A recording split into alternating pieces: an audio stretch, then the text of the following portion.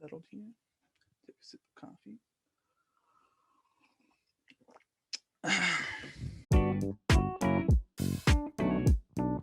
Hi, welcome everybody back to Max's Monday podcast. I'm your host Maximus Gomez, and I would like to welcome my first guest ever, Ulysses Aguilar. What's up, Uli? What's up, bro? How you doing? Good, good. How are you? I'm good. I'm good. How does it feel being my first guest ever? Oh, it's an honor. I feel proud of myself. Yeah, dude. Like I It said, I means I'm. mentioned it. I'm sorry. Oh, it must mean I'm doing something right. Yeah, so we're just trying this format out, doing it on Zoom. We'll see how it goes. We already had a hiccup right there, but it'll be fine. um I mentioned it last video. I just mentioned, like, you were obviously you played a big part in me even starting this whole project and getting it going. I just wanted to honor you and have you here on the first ever episode that I have a guest on. So I just want to do a quick little check-in, just real quick with you, just see how you've been, like what's new, what's going on in your life. All right. So recently, I just finished building my barber studio. Mm.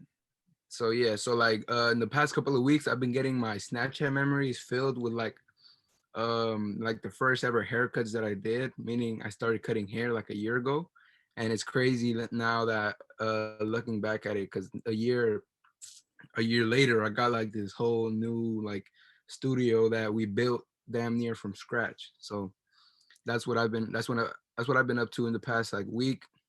Got my first haircut in today, Mm. which is super exciting. And yeah, just trying to pass all my classes. Honestly, that's pretty much it. Just haircuts and school. Yeah, and then so like you've been doing it for a year. I remember like when you first started doing them, and some of your early haircut. You would ask me, you were like, "Do you want to get your haircut?" And I was like, "Oh, bro, like next week, like I'll hit you next time." But like, to be honest with you, I was like, "Nah, I'll pass until you get a little better." Um, so like, what made you want to get into like barbering? Like, is there like any specific reason? Yeah. So basically, I've never really liked um having a standard job like at a food chain or like at a retail store, stuff like that. And I worked at Chipotle for a while, and it was cool, but I don't know, the minimum wage in Merced is really low, and I figured cutting hair was like a really good opportunity because there's a lot of guys in Merced, Mm-hmm. and I could be doing it out of my own dorm or out of my own apartment, house, whatever it may be. And it's just a really good opportunity to make money conveniently because I get to do everything on my own account, and also the less money that's reported, the more money that the more help I get from FAFSA. That's really the main reason why. So did you get the stimulus? Speaking of getting money from the government, Hell yeah, I did. you did? Yeah. I didn't get it. My parents, I told my parents too. I told them, like, because we're getting our W-2s at work or whatever, and I was like, hey, hey, I'm gonna file independently this year. And they're like, no, you're not. I was like, what? They're like, our taxes will go up. I said, screw your taxes. I want to get, like, like they didn't even get the 600 because I'm over 18. Like, they still claim me as a dependent, but because I'm over 18, they're like, you don't get nothing. Oh yeah, I had a lot of luck with all that stuff.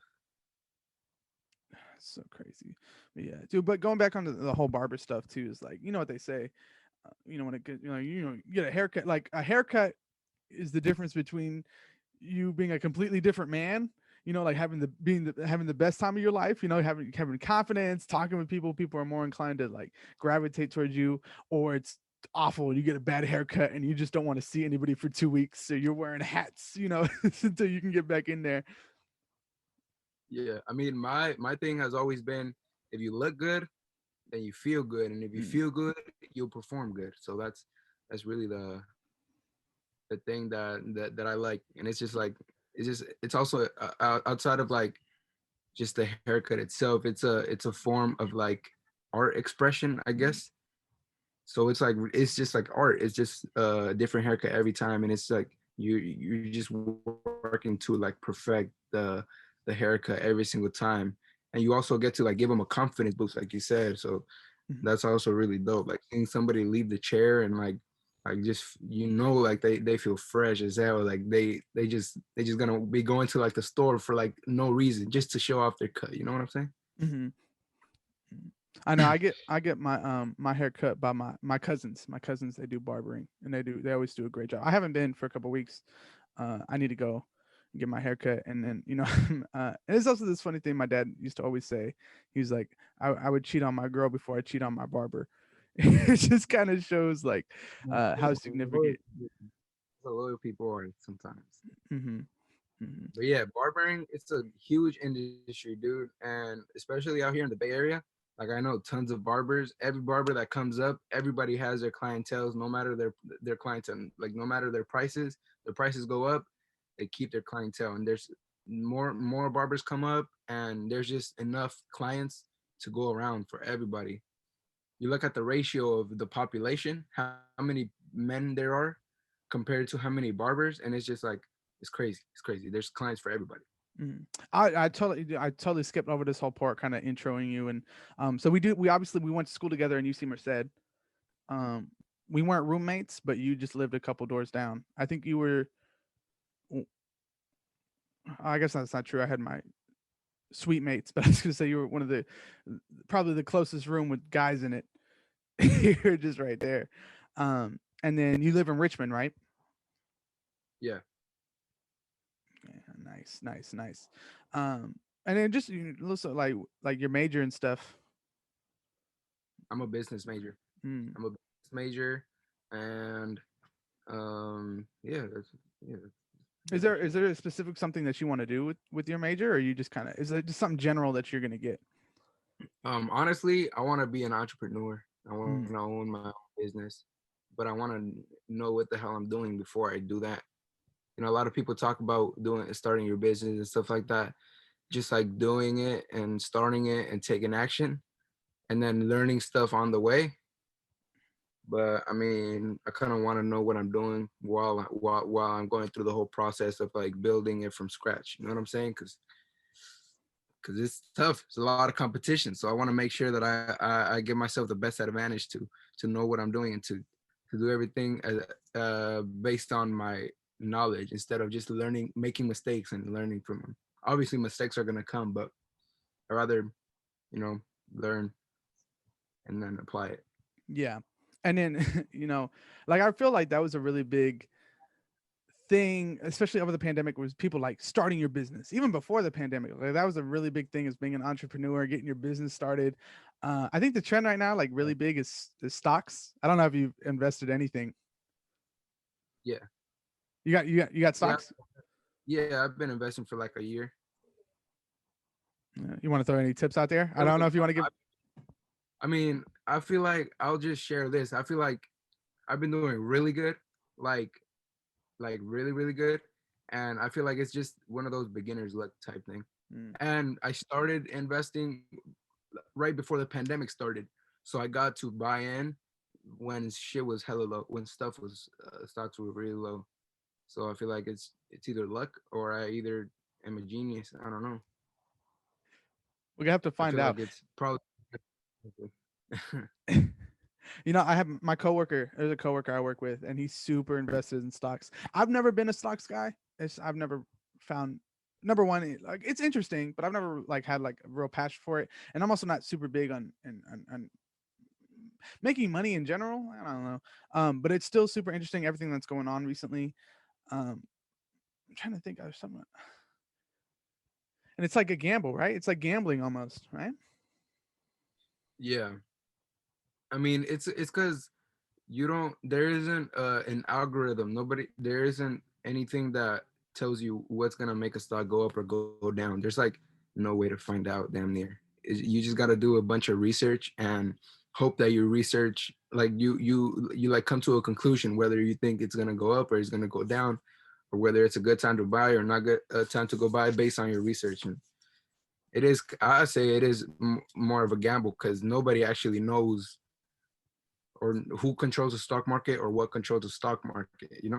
Like people said the rich control the stock market, but from what just happened with with the Reddit stuff, we just learned that not only the rich can manipulate the markets like that.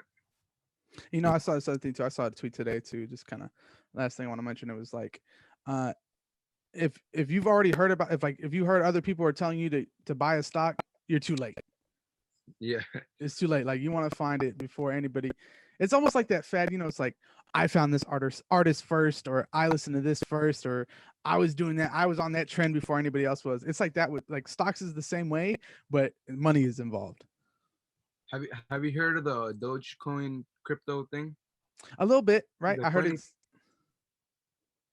it's like 80, what is it, 80 cents right now or something like that? No, not 80 cents, 8 cents. I'm not even sure, honestly. But that Dogecoin stuff was like a trend a couple months ago, but it wasn't as big as the whole Reddit stuff. And I bought like $1 into Dogecoin back then. And then right after the Wall Street like shut down, I mean not Wall Street, but like you know how the stock apps like Robinhood and stuff didn't let you buy into like like AMC. Yeah. AMC stuff. So, but they were letting you buy Dogecoin. So people just were like, "Oh, they're not letting us buy this, so let's just buy Dogecoin because it's another meme stock or whatever, or meme crypto." And so they pumped it up, and they're still pumping it. So I've made like, or I haven't made it yet, but like my $1 is like worth $50 now that I invested like a couple months ago, which is a little big when you think about it because it went up $49, which is not a lot. But like, just imagine if I would have invested $100 instead of $1, it would have went up the same like percentage up or whatever. But those $100 would have been worth what? I mean, what, $500 or 5,000? I don't even know. Honest, I think 5,000. Yeah, 5,000. And that's crazy because, like, right? You might say like, oh, $50 not a lot, but when you think about it, right? Like you think percentage, right? Like quick maths, I could be totally wrong, but that dollar that you put in, you now have a profit of like 500 or 5,000%. It's like you have a 5,000 profit, 5,000% profit increase just off that $1. Exactly. I actually want to give you the exact number because it's fast. Yeah. Yeah. My total return is 3,350. If you would have put 100 in, Whatever. I don't know, dude. I'm not that good at math, but yeah, it's a lot. It's a lot, is yeah, what you're saying. Yeah. that's a percentage. That's a lot to go up in a day. I mean, whatever. That's crazy. That sounds like stocks. Stocks is you just got to find the right one and hope it works out. Hope it works out. Okay, so I just kind of want to move on to the next thing. You're a huge sports fan, right? Oh, yeah. You and I, and kind of can't go. I could care less about it, but yesterday was the Super Bowl, and it's a huge American tradition. I mean, I even watched the first half. I mean, just cause I'm not a huge football fan. I was a Raider fan. I was an ex-Raider fan. I stopped watching just because we suck, and then my team moved to Nevada, and I can't like a team from Nevada. Las Vegas team, I can't do it. So yeah, and then the big story, of course, is Brady won his 7th ring. Very impressive, right? 10 Super Bowls, 7 rings, and those 3 he lost to Eli Manning twice and the Philly special. You know what I mean? So I just want to do like a fun little game with you. I've collected a list of 4 other, because the big conversation right now is Brady's the goats of goats. So I've collected 4 other goats from other sports, and I was just gonna have you rank them real quick, just a fun little thing, and see where we end up. So I have Brady, right? Obviously, so 7 Super Bowls. He's also a 3-time MVP, and then he's on every list. He's top 5, I think, in almost every list. I got Michael Jordan. I've also made the argument that basketball has 3 or 4 goats alone, but I went with Michael Jordan because you can eat LeBron, Kobe, all the other, but I just went with Jordan. He's mostly the consensus.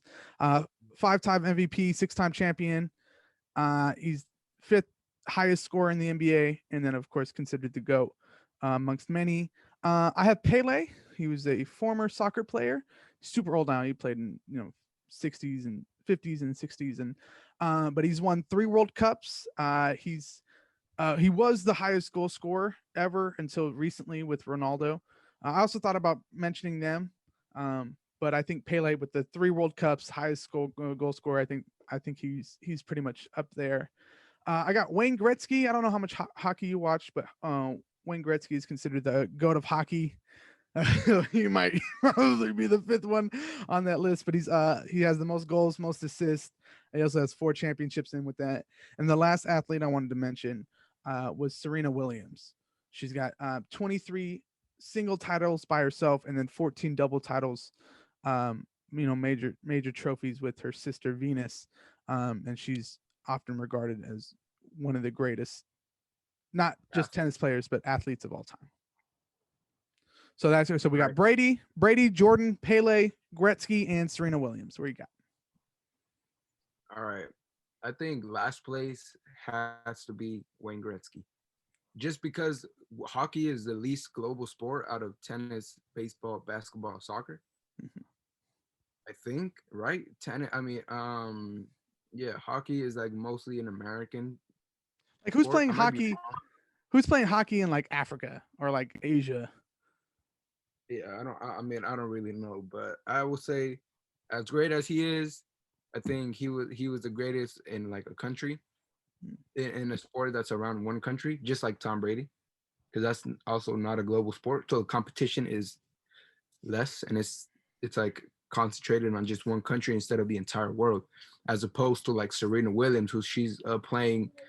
Her competition is the best players across the entire world instead of just her home country or whatever. So Wayne Gretzky has to be number 5, and I think, all right, Pele. Okay, that's Pele, Serena Williams, um, Tom Brady, and Michael Jordan left.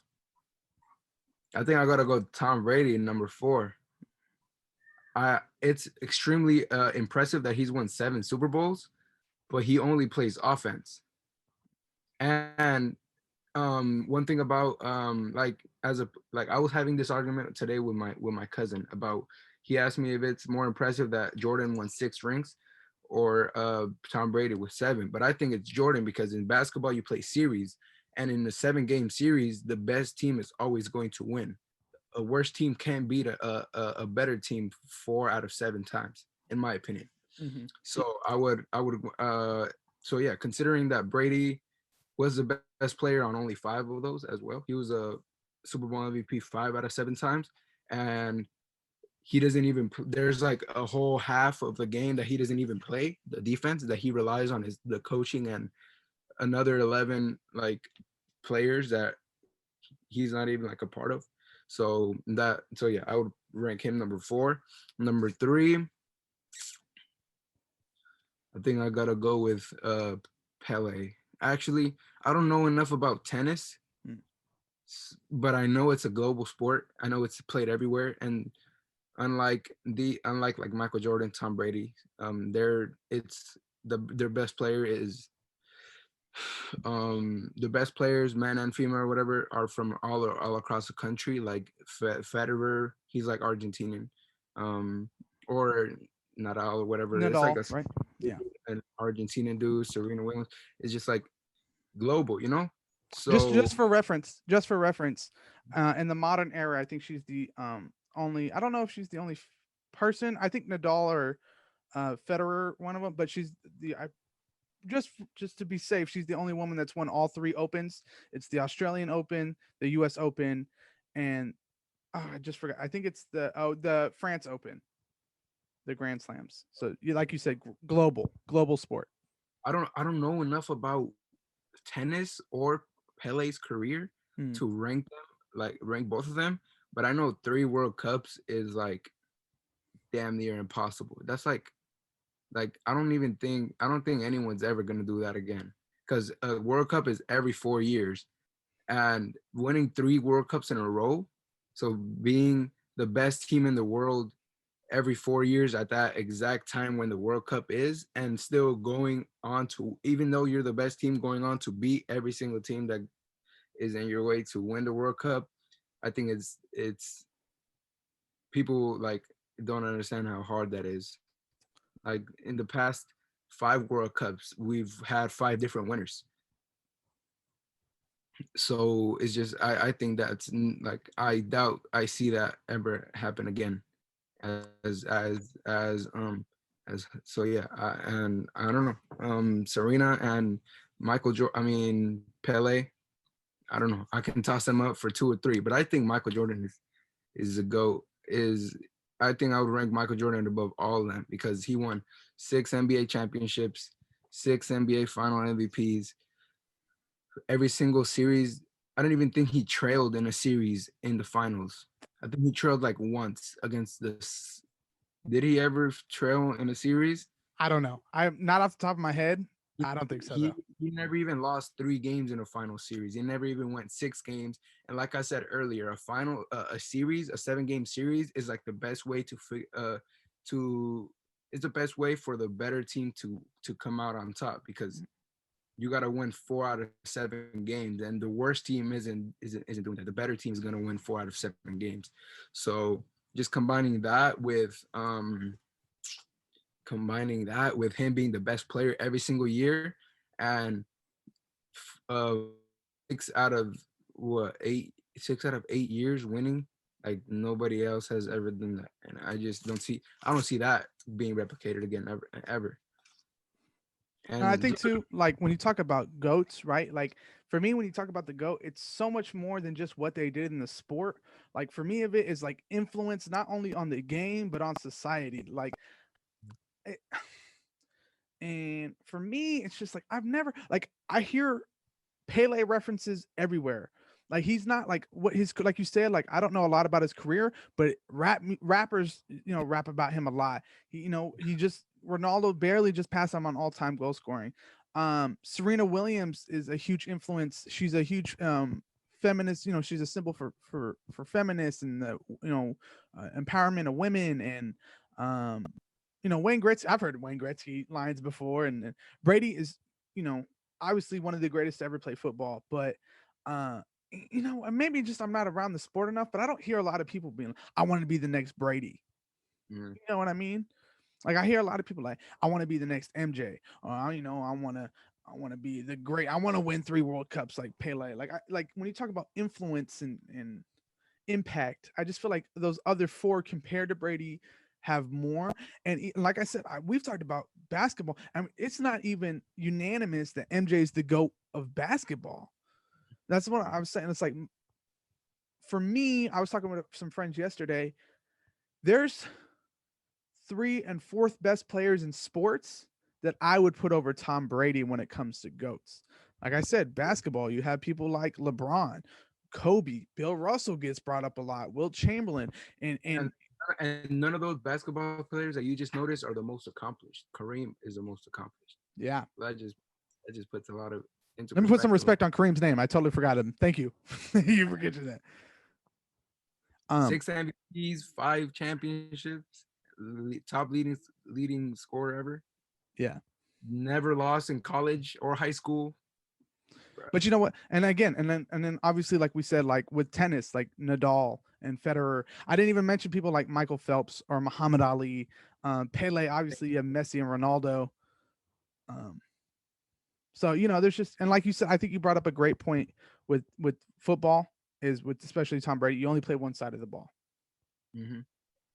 Um, Yeah, that's Okay, so just a couple more things. I don't want to make this thing too long, and we've kind of spent a cool amount of time on some sports, but I wanted to bring up something. You're a Laker fan, and we're talking about goats, and I've mentioned his name a couple times with Kobe Bryant. Uh, as many of you may know, a year ago, right, a little over a year ago now, we tragically lost Kobe Bryant and his daughter Gigi in a horrendous and just you know very unfortunate series of events where they died in a helicopter crash. You just want to kind of walk me through that day. Obviously you're a Laker fan. Kobe was a huge influence for you. He was a huge influence for me. I grew up playing basketball, and I was a Kings fan, so I hated Kobe for a long time. But obviously, I learned to love him. Um, so what was it like that day? And like when you heard the news, what was that like for you? dude. Well, first of all, this a Kobe quote was like the main source of motivation that I would use. Like I put that up on my wall like the first day that I got to Merced, and I don't even know what it means or what he meant by it or whatever, but it's for some reason it just stuck with me. And the quote was, "But are you a different animal and the same beast? You're welcome." And it's like that commercial with Kanye or whatever. I don't know what it means, but it's just like the most Kobe thing ever. So I put that up on my wall, and that was up there for until I left. So I don't, yeah. So that day was January 26th. I was in my room playing FIFA of all things. And then I was in a fantasy basketball league, and this guy texted to the group chat that we had for the fantasy league. He said, "Pour one out for Kobe tonight, fellas." And I was like for some reason it just hit me. I was just like, Kobe's dead. That was the first thing that I thought. I was like, no way, Kobe's freaking dead. And then I went and looked it up, and there was a bunch of leaks. It's fake. It's real.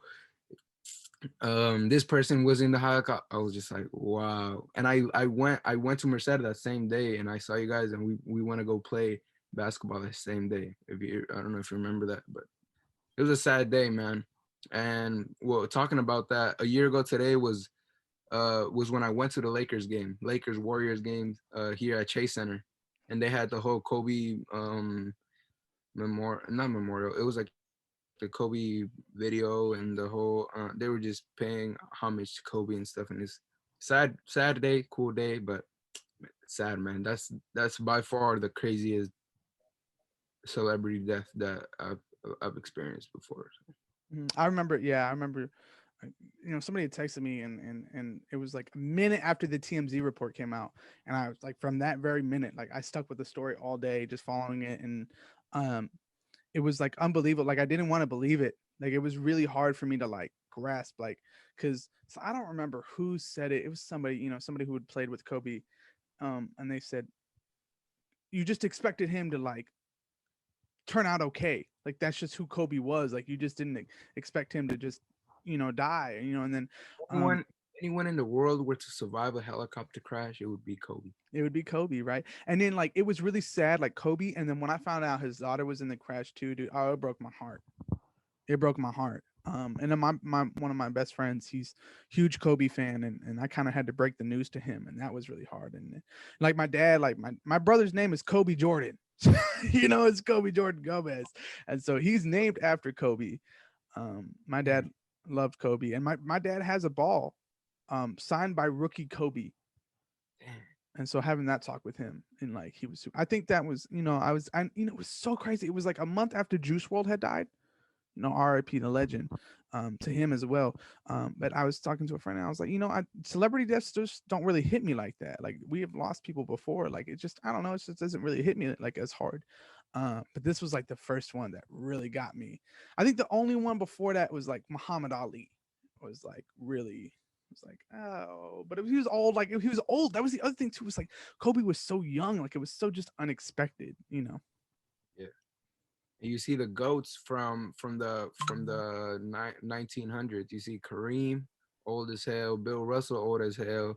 You see even like guys that played in the 90s, like Shaq, Charles Barkley, all these basketball legends that are still around.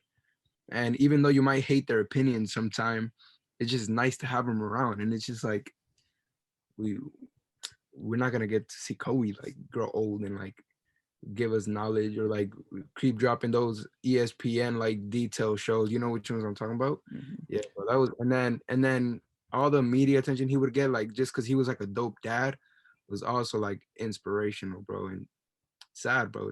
It's sad, but I mean, It was a ESPN analyst, and I don't I forget her name, but she was talking about Kobe, and she talks about meeting Kobe.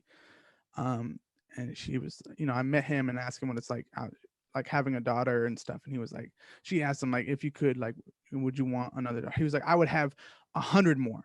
And anyways, it just leads to him talking about like wanting to be a girl dad, and she kind of finished off like the story with like he died doing what he loved being, a girl dad, and that hit home for me.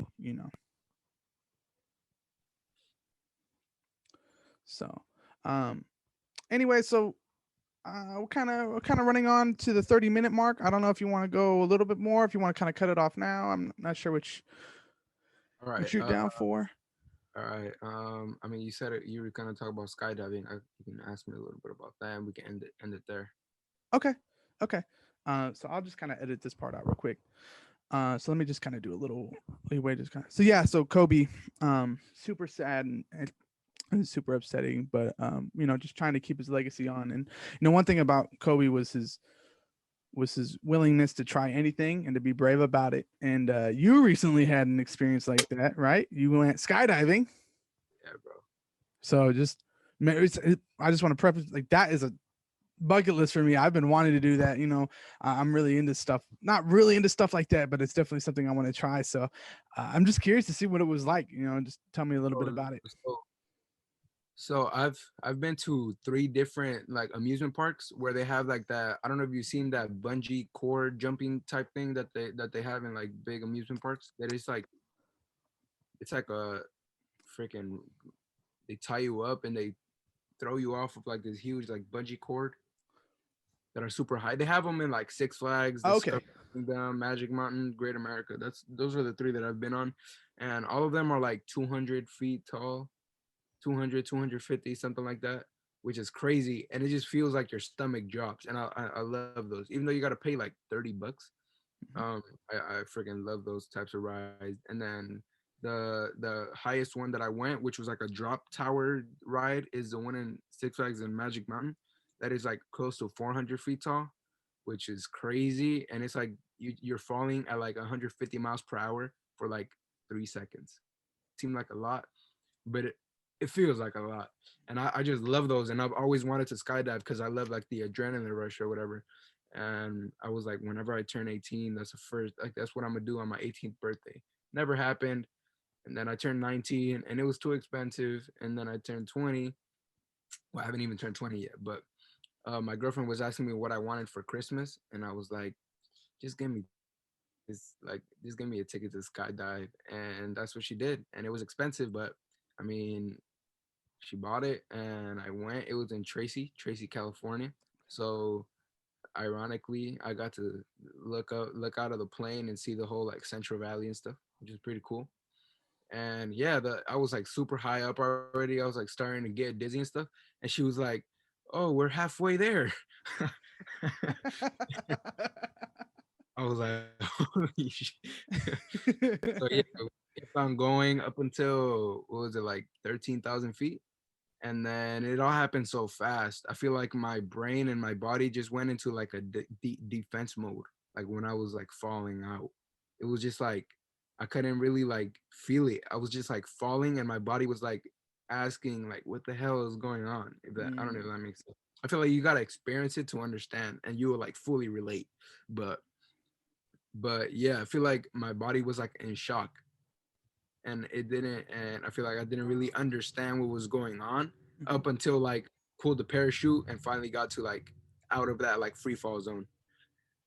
But yeah, I was free falling for like 30 seconds, dude, and it was like so crazy. And it was like the air is just like blowing on your face, super super cold. Like I can't feel my face, my hair is like all crazy. And yeah, I like the free fall, but I think I like um on the when we were on the parachute and he was like gliding and like speeding up and slowing down and stuff. I think that was my favorite part about it. Mm. It's crazy, dude. I really recommend it. And even 8,000 feet, which is like the lowest that you can jump off of, that's like I would say that's perfectly fine as well. Like it doesn't matter how high you are because you're still gonna free fall and like go down on a parachute or whatever. So it doesn't really matter how high you are. Mhm. It just matters that you freaking jump off of a plane and experience that. Mhm. It's crazy, dude.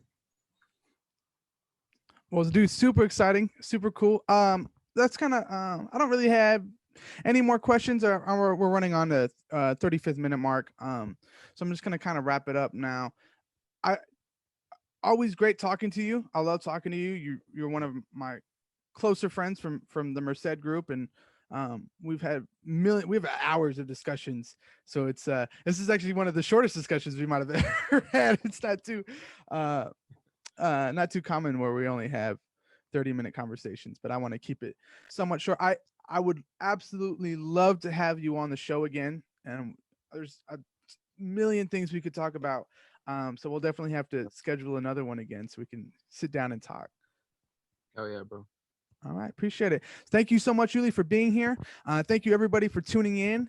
And then just keep updated. I think next week there's still some. Yeah, I'm not too sure who I'm gonna have on the guest list. I have a couple people in mind, but I'll let you guys know for sure. Thank you guys everyone for tuning in. Like, share, and subscribe, whatever. I don't really care. And I'll see you guys next week.